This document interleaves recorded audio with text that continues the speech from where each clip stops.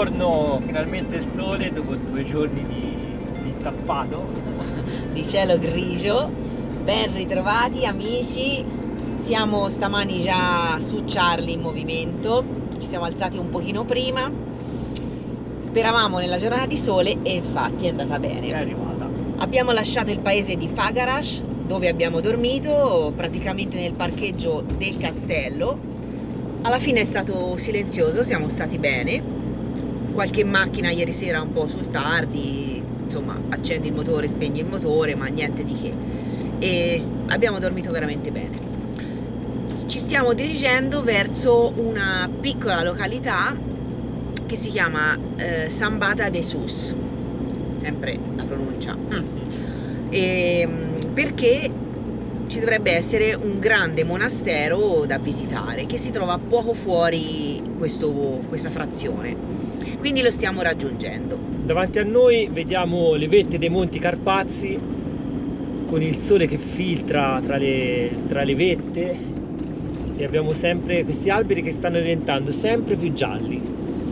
E la nebbiolina che finora avvolgeva un po' tutti i paesaggi ora si sta diradando perché si sta alzando la temperatura, sono già 12-13 gradi, non sono nemmeno le 10 del mattino, quindi insomma si prospetta una bella giornata.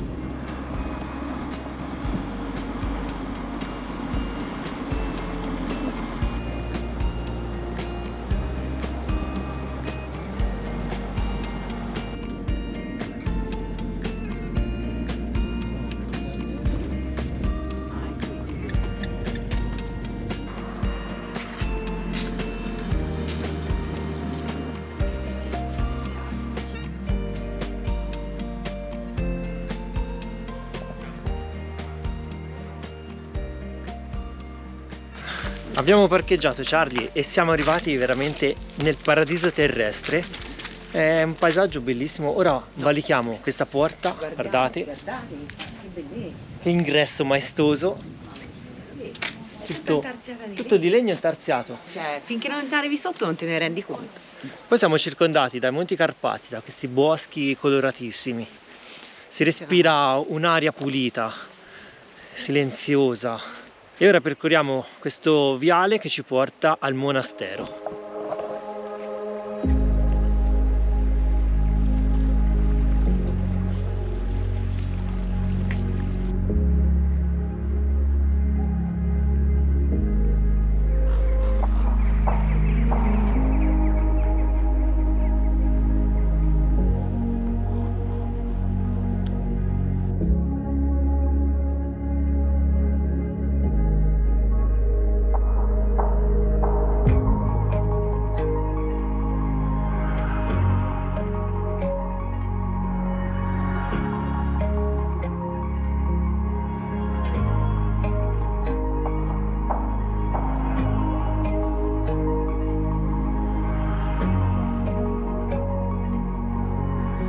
Ci troviamo di fronte all'ingresso di questo bellissimo monastero e anche piuttosto grande come superficie. Il monastero è stato costruito nel 1696, voluto fortemente da un principe valacco, Costantino Brancavenu.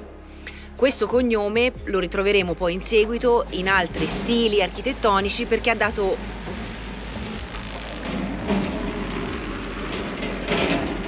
scusate, è passato il monaco con il motorino e andava a fare la spesa probabilmente. Stavo dicendo che questo stile lo ritroverete poi nel tempo perché ha dato nome a un vero e proprio stile appunto architettonico. Degno di nota all'interno è la collezione di icone in vetro che rappresenta le principali scuole di pittura contadina di tutta la Transilvania.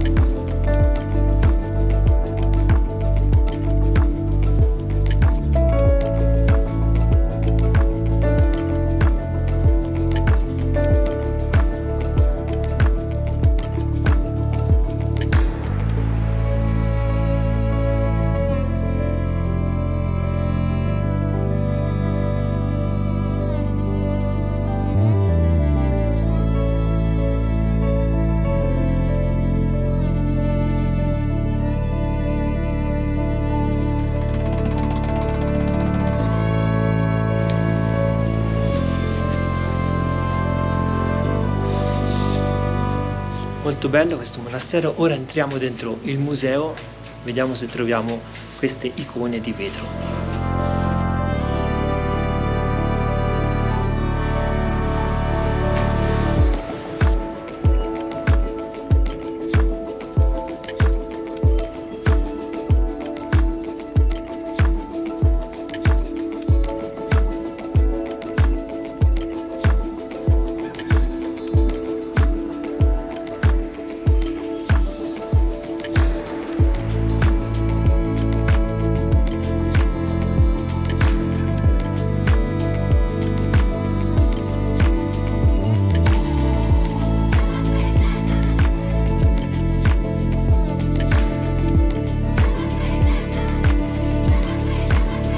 Mamma mia ragazzi, Abbiamo appena visto dentro il museo tutte le icone fatte su vetro del 1700, del 1800 presi, e poi c'era anche la mappa con le varie provenienze da tutta la Romania.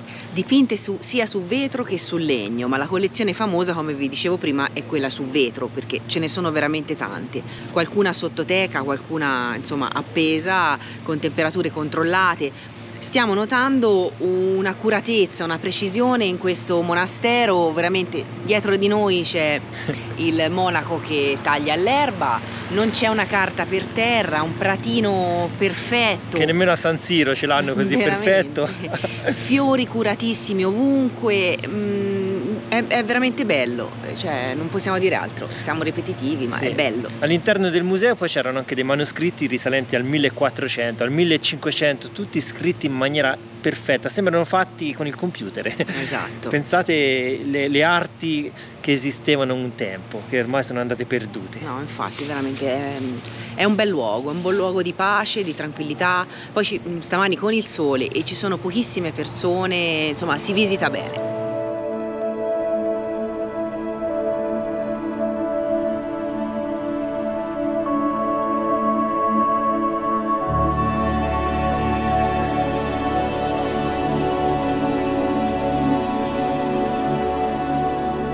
Qui abbiamo anche questo pozzo da cui si può bere l'acqua santa.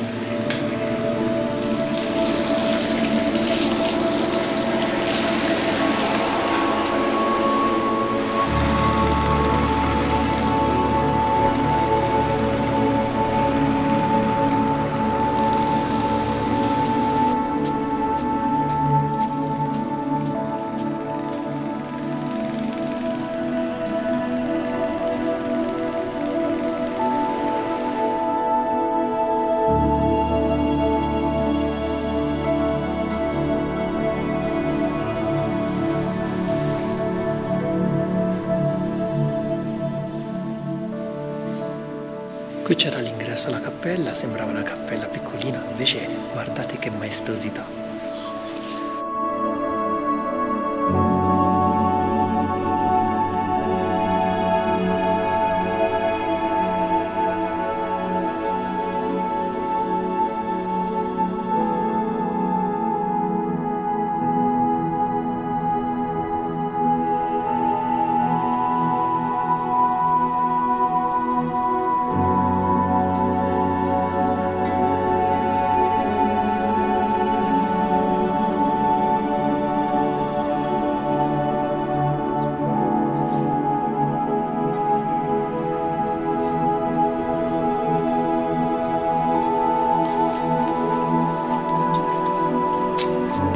Monastero bellissimo, e altrettanto bellissimo tutto il parco circostante. Sì, veramente, di questi colori affascinanti, sempre più arancioni.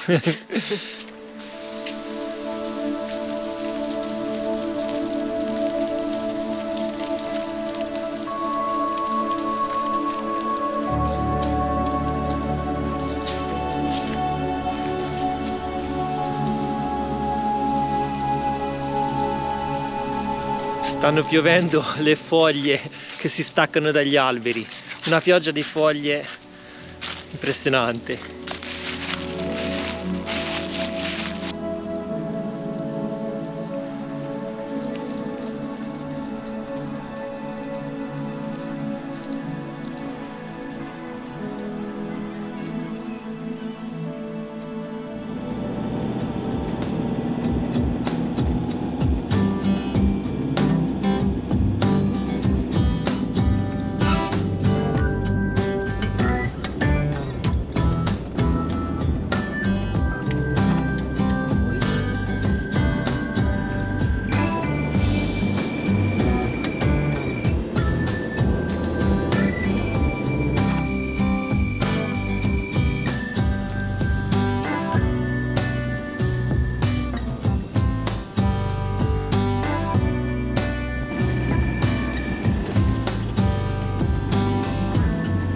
Risaliti a bordo di Charlie dopo aver lasciato quel bosco bellissimo, ci siamo spostati di una decina di chilometri in un'altra frazione che si chiama Carta, sulla carta, no, Sulla carta si chiama Charles. Carta sulla carta. Kerz anche in lingua Kerz. forse sassone. A parte gli scherzi, si chiama Carta davvero. E qui troviamo un famoso monastero, il monastero appunto di Carta. Vediamo se riusciamo ad individuarlo. Per ora solo questa piccola frazione che si chiama col solito nome, molto colorata e vivace.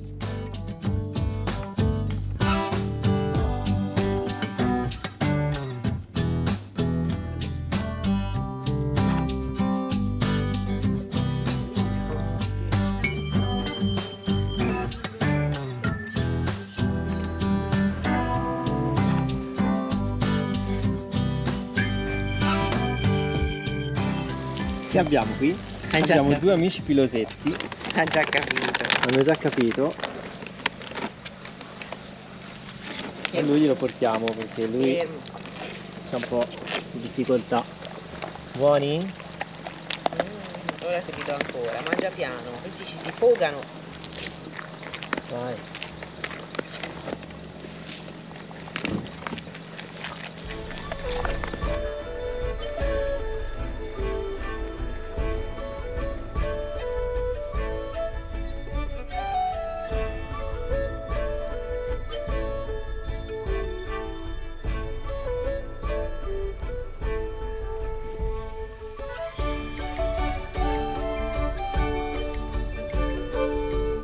Questo, come vi dicevo, è il monastero Carta, una chiesa cistercense che in passato, nel Medioevo, è stato uno dei centri religiosi più importanti di tutta la Transilvania. Come vedete rimane ben poco se non la facciata, in parte ci ricorda un po' la nostra abbazia di San Galgano. Chi l'ha vista di voi, San Galgano in Toscana? E come per magia ci ritroviamo a tavola. È l'ora di pranzo. E quindi si mangia. Si mangia. La prossima tappa è la cittadina, o meglio città, perché è abbastanza grande, di Sibiu, proprio al centro della Transilvania. Siamo nell'occhio. Siamo curiosi di visitarla, è interessante da quanto abbiamo letto, quindi però prima si mangia. Eh sì, bisogna visitarla a stomaco pieno, perché sennò non ci si fa. Quindi un pit stop di pranzo, poi cercheremo un parcheggio più vicino perché ora siamo in periferia, abbiamo trovato il primo parcheggio di un supermercato e ci siamo fermati qui perché lo stomaco brontolava. Quindi ci vediamo dopo. Ed eccoci piombati in centro. Abbiamo parcheggiato Charlie qui a 100 metri. Parcheggio comodissimo, vicinissimo, super economico a pagamento, ma costa 40 centesimi all'ora. Sì, ancora se ne trovano. Se ne trovano, se ne trovano. Qui ancora se ne trovano. E il corso è pedonale, inizia proprio da qua e quindi godiamoci Sibiu. E vi dirò di più, meno male che abbiamo già pranzato, perché appena entrati nel corso odorini, profumi, cibarie, negozi che vendono cibi da tutte le parti e quindi se no sarebbe stata un macello. Ma si può sempre replicare, Hai mangiato ora come un uomo grande? Vabbè, magari un gelatino. Ah, pure! Qui mangiano anche il gelato anche d'inverno. Ma qui veramente c'è un odore in questo corso, ragazzi, non ve lo posso far sentire, ma piacevolissimo. Odore di focaccia, pizza, gelato, di tutto. Roba fritta, c'è un po' di tutto. Vedete, qui c'è anche il gelataio, c'è il gelataio. Perché il gelato non è solamente per l'estate, è per tutto l'anno. Guarda qua. Guarda che gusti.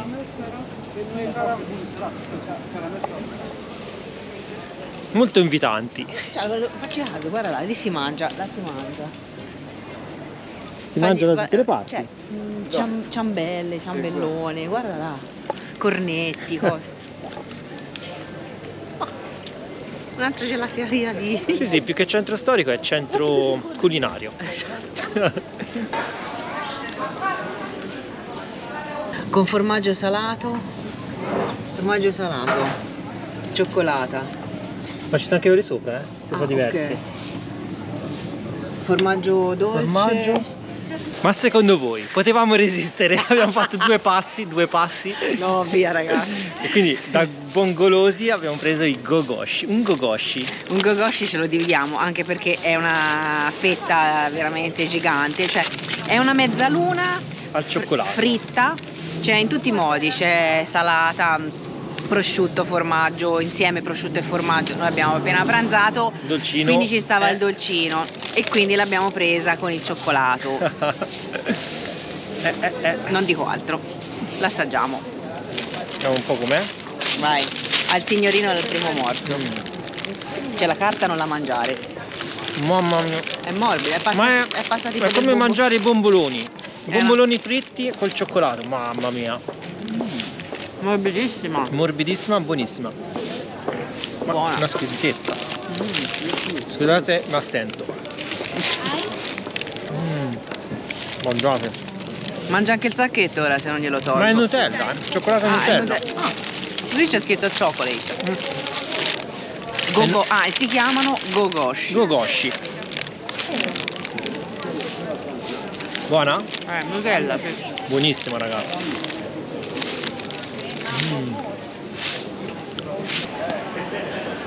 Ci sono più gelaterie che persone, è incredibile. Davis gelato. Cioè, vi voleva far capire quale sarà il prossimo step. Ha già annunciato il gelato, capite? Capite come sono messa io? Si è messa bene perché questo ti tocca mangia anche a tutto te. il giorno, mangia tutto il giorno, non ingrassa netto. È una cosa una macina. Io invece devo stare attenta a tutto, mannaggia.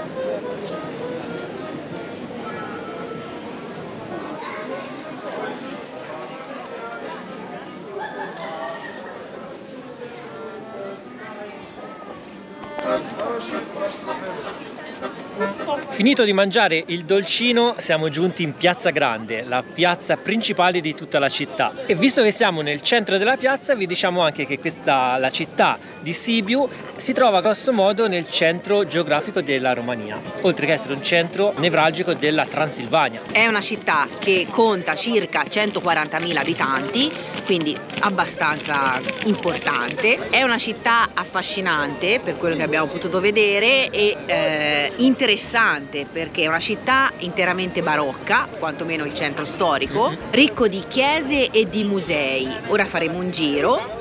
Pensate che è stata eletta nell'anno 2007 capitale della cultura insieme alla città di Lussemburgo, città che abbiamo visto e di cui vi invitiamo a guardare il video se non l'avete visto. Inoltre è candidata a diventare patrimonio UNESCO. Questa città, come quelle che abbiamo visto precedentemente, è di origine sassone, qui siamo proprio nel centro sassone per eccellenza, diciamo, e la sua esistenza è stata documentata per la prima volta in un documento del 1190, quindi diciamo che è una città del XII secolo d.C.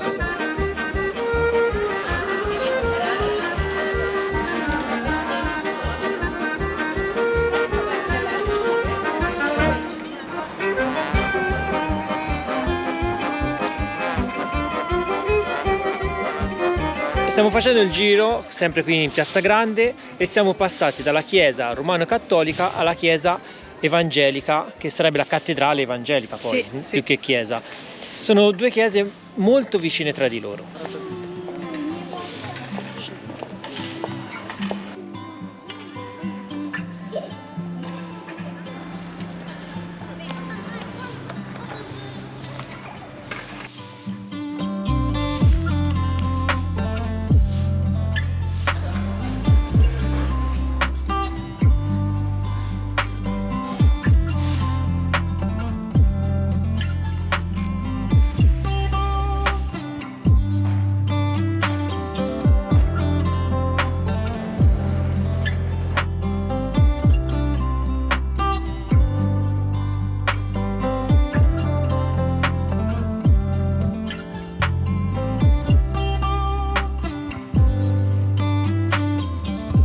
Qui ragazzi siamo sul ponte storico Minciunilor, dietro abbiamo la piazza e dal lato opposto questo affaccio sulla città vecchia, ci sono tutte le casette di una volta. Tutte colorate, mi piace questo stile.